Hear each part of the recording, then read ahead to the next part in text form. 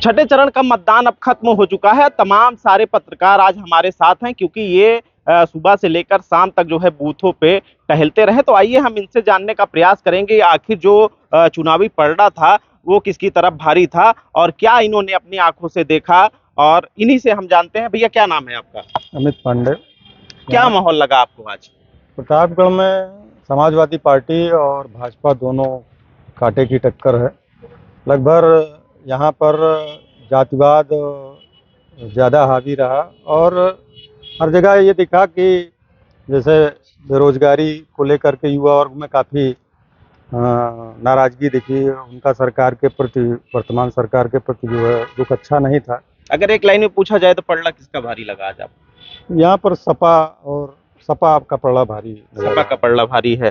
तिवारी जी, आपसे जानना चाहेंगे, आप दिन भर घूमते रहे, बूथों पे टहलते रहे, अपडेट देते रहे, कवरेज करते रहे, इस दौरान आपने क्या देखा अनोखा इस चुनाव में? चुनाव तो बढ़िया रहा, लेकिन ये सबसे ज्यादा यूथ वर्ग जो है बीजेपी से नाराज रहा, क्योंकि बेरोजगारी और अग्निवीर जैसे बड़े मुद्दे जो है रहे। ज्यादा उनका रुझान जो है सपा की तरफ रहा कि जो है भाजपा सरकार में युवाओं को वो मौका नहीं दिया गया जो उनके भविष्य को आगे ले जा सके। ज्यादातर रुझान जो है सपा की तरफ रहा। हमारे साथ और भी वरिष्ठ पत्रकार हैं प्रतापगढ़ की, जो कि दिन भर पल पल की अपडेट जो है वो प्रतापगढ़ के इलेक्शन को लेकर देते रहे। तो हम आपसे सीधे तौर पे जानना चाहेंगे कि आप जब बूथों पे गए, मतदाताओं का नब्ज आपने टटोला, तो आपने क्या पाया? देखिए, जब हमने मतदाताओं से बात किया तो जैसे हमने बात किया कि लोकल समस्याएं, लोकल प्रत्याशी का विरोध या इस तरह के मुद्दे, तो उन्होंने कहा नेशन फर्स्ट। ज्यादातर लोगों ने कहा पहले राष्ट्र। जब पहले राष्ट्र बोलते हैं इसका मतलब नरेंद्र मोदी को कहीं ना कहीं से वो पसंद करते हैं, भारतीय जनता पार्टी को। और 80% बूथों पर ये देखा गया कि 60% से अधिक लोगों ने नेशन फर्स्ट कहा। उसमें क्षत्रिय बिरादरी, उसमें ब्राह्मण, उसमें वर्मा, उसमें तमाम बैकवर्ड और अन्य जातियां जो थे, नेशन फर्स्ट के नाम पर उन्होंने वोट दिया। लेकिन सबसे बड़ी बात देखने वाली यह है कि साल 2019 से जब से भारतीय जनता पार्टी और का गठबंधन हुआ, उसके अलायंस के लोग हुए, जैसे अपना दल के हरबंस सिंह पहले यहाँ से सांसद हुए, लंबे अंतराल से उन्होंने जीत दर्ज की। उसके बाद संगम लाल हुए, तो प्रमोद तिवारी और राजा भैया, जिनकी प्रतिष्ठा फंस जाती हर चुनाव में, लेकिन वो फंसी रह गई, यानी कभी उबर नहीं पाई। उसके बाद भारतीय जनता पार्टी हावी रही। इस चुनाव में भी ऑल ओवर देखा जाए तो भारतीय जनता पार्टी का पलड़ा हावी रहा। इसके पहले जो घटनाक्रम हो गया कि राजा भैया के बारे में अनुप्रिया पटेल ने बयान दे दिया, फिर अनुप्रिया पटेल के खिलाफ राजा भैया के समर्थकों ने सपा का प्रत्याशी का समर्थन का ऐलान कर दिया, तो कहीं ना कहीं से एसपी सिंह पटेल, जो पटेल बिरादरी के हैं, उनको भरोसा था कि पटेल उनको सपोर्ट करेगा। लेकिन चूंकि पटेल बिरादरी के एसपी सिंह पटेल कोई सर्वमान्य नेता नहीं है, सिर्फ प्रत्याशी के तौर पर थे। पटेल बिरादरी की सर्वमान्य नेता अनुप्रिया पटेल और उनकी बहन पल्लवी पटेल, जो आजकल सपा से नाराज है, अलग गठबंधन में काम कर रही है, सभी हैं। तो कहीं ना कहीं से इन लोगों को लगा कि हम लोगों के खिलाफ एक कैंपेन चला रहे हैं क्षत्रिय बिरादरी। और इस तरह से लाइन में आपसे जाना जाए तो पलड़ा किसका भारी रहा पूरे? देखिए, भारतीय जनता पार्टी निश्चित रूप से प्रतापगढ़ में पलड़ा भारी है। अब ये तो रिजल्ट बताएगा कौन जीता कौन हारा, लेकिन बूथों पर नेशन फर्स्ट के नाम पर, धर्म के नाम पर, मंदिर के नाम पर और ये सब मुद्दे हावी रहे, लोकल मुद्दे गायब रहे। शुक्ला जी का कहना है कि बूथों पर भाजपा हावी रही, तमाम सारे राष्ट्र निर्माण के मुद्दे को लेकर हो, राम मंदिर के मुद्दे को लोगों ने खूब वोटिंग किया। रोहित भाई, ऐसा है कि मैं जिन जिन ग्रामीणांचलों की मैं बात करूं, जिन जिन बूथों में मैं गया, जो 25 वर्ष के उम्र वाले बच्चे थे, उनमें तो रोजगार, अग्निवीर, शिक्षा विभाग के परिजन जो हमको कहीं मिले, उस शिक्षा विभाग के परिजनों में सरकार के प्रति नाराजगी दिखाई दी। और जो उम्र दराज के लोग थे, वो नेशन वोशन कहीं भूल गए थे, स्थानीय विकास भूल गए थे, वो जात बिरादरी के नाम पे वोट कर रहे थे। तो क्या माना जाए कि हर चुनाव में जिस तरीके से जातिगत गुणागणित चलता है, हाँ, वही सेम वही यहाँ हमको दिखाई पड़ा है।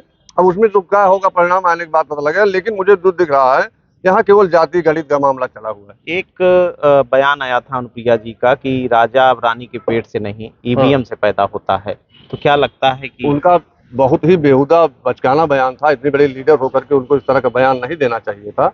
उसका रिएक्शन जनता में देखने को मिला। तो क्या वोट में भी रिएक्शन? हाँ, रिएक्शन मिला। करीब 30 से 40% क्षत्रिय मतदाता भारतीय जनता पार्टी से किनारा कर करके समाजवादी पार्टी में वोट कर दिया। 30 से 40% क्षत्रिय मतदाता समाजवादी पार्टी में चले गए, ऐसा तिवारी जी का कहना है। आप भी कवरेज के दौरान जो है बूथ पे रहे, लोगों से बातचीत करते रहे, मतदाताओं का नब्ज आपने टटोला, क्या आपको मिला? ये चुनाव स्थानीय मुद्दों नहीं, राष्ट्रवाद के नाम पर होता है। और चूंकि हम लोगों ने कई बूथों पर जाके देखा, क्षत्रिय मतदाता मूल भाजपा को ज़्यादातर वोट करता चला आया है अभी तक। हमको नहीं लगता कि क्षत्रियों में कहीं नाराजगी थी। 10-5% भले नाराज रहे हों, लेकिन ज़्यादातर क्षत्रियों ने भाजपा को वोट किया है, जैसा कि हमने देखा है। सांसद जी ने पट्टी में रोया था, क्या उसका भी कोई इम्पैक्ट आया क्या? प्रत्याशी को लेकर व्यक्तिगत नाराजगी थी, लेकिन योगी जी प्रदेश सरकार जो है उसका कानून व्यवस्था और मोदी जी के प्रधानमंत्री के तौर पर जो कार्यकाल है, तो उसको लेकर कहीं न कहीं लोगों में एक मतलब ये था कि इन्हीं को वोट देना है, और भाजपा को ही ज़्यादातर क्षत्रिय बिरादरी ने वोट किया है। तो क्या लगता है आपको, पलड़ा किसका भारी रहेगा? कुल मिला के जो देखने को मिला उसमें भाजपा का पलड़ा हमको भारी दिख रहा है। भाजपा का पलड़ा भारी लगता है। पट्टी की जनसभा में अनुप्रिया जी की जनसभा थी और एक वीडियो भी वायरल हुआ जिसमें सांसद जी रोते हुए जो है रिएक्ट हुए, तो क्या लगता है कि वो भी इस चुनाव में ध्यान रखा है क्या लोगों ने? सांसद जी रोए ये तो ठीक है, भावुक होने से जनता उनसे जुड़ती है, लेकिन उनके मुंह से एक शब्द निकला, क्या राजाओं के गढ़ में क्षत्रिय सांसद हो सकते हैं? इसका रिएक्शन रहा, निसंदेह रिएक्शन रहा। विश्वनाथगंज विधानसभा क्षत्रिय बाहुल्य विधानसभा है, वहाँ सांसद जी का असर हुआ है। हमने तो विश्वनाथगंज विधानसभा और रानीगंज में भ्रमण किया। विश्वनाथगंज में ज़्यादा से ज़्यादा क्षत्रिय वोट सपा को वोट कर रहे हैं। इस बार क्या लगता है वोटिंग परसेंटेज को लेकर, जिस तरीके से गर्मी थी, क्या मतदाता उस हिसाब से निकले हैं, पोलिंग पे पहुंचे हैं, अपना मतदान किया है? मुस्लिम बाहुल्य बूथों पे भीड़ मिली और अन्य वर्गों में देखा जाए तो भीड़ कम थी। अब मुस्लिम ज़्यादातर वोट कहाँ किया है बताने की जरूरत नहीं। राम मंदिर हो, सीए हो, तमाम सारे और भाजपा के विकास कार्य हो, क्या लोगों ने इसको भी जहन में रखा है क्या? बहुत से ऐसे वोटर थे कि सांसद से नाराजगी थी, सामान्य वर्ग विशेष करके, लेकिन उन्होंने राष्ट्रहित में कहा कि राष्ट्रहित में मतदान कर रहे हैं, मोदी को वोट दे रहे हैं, योगी को दे रहे हैं, तो कहीं ना कहीं उनसे नाराजगी होते हुए भी भाजपा को वोट किया लोग। आप बताइए, आप किस तरीके का माहौल प्रतापगढ़ में देख रहे हैं इलेक्शन खत्म होने के बाद? इलेक्शन खत्म होने तक माहौल ये देखा जा रहा है कि पूर्ण बहुमत की सरकार बनेगी भारतीय जनता पार्टी की, और निश्चित रूप से प्रतापगढ़ से भी भारतीय जनता के पार्टी के ही प्रत्याशी विजय होकर जाएंगे। ये थे हमारे साथ तमाम प्रतापगढ़ के वरिष्ठ पत्रकार, जिनकी मिली जुली जो है प्रतिक्रिया जो है वो सामने आ रही है। कुछ वरिष्ठ पत्रकारों का मानना है कि बीजेपी फिर से प्रतापगढ़ में कमाल करने वाली है, क्योंकि लोगों को फिर से विकास का मुद्दा हो, राम मंदिर का मुद्दा हो, सीए का मुद्दा हो, राष्ट्र निर्माण को लेकर मुद्दा हो, ये तमाम सारी बातें जो है वो समझ में आई हैं। और वहीं तमाम पत्रकार ऐसे भी हैं जिनको इस बार प्रतापगढ़ में भाजपा और सपा के बीच भीषण टक्कर होने के आसार भी दिखाई पड़े हैं। रोहित सिंह, न्यूज़ 18 प्रतापगढ़।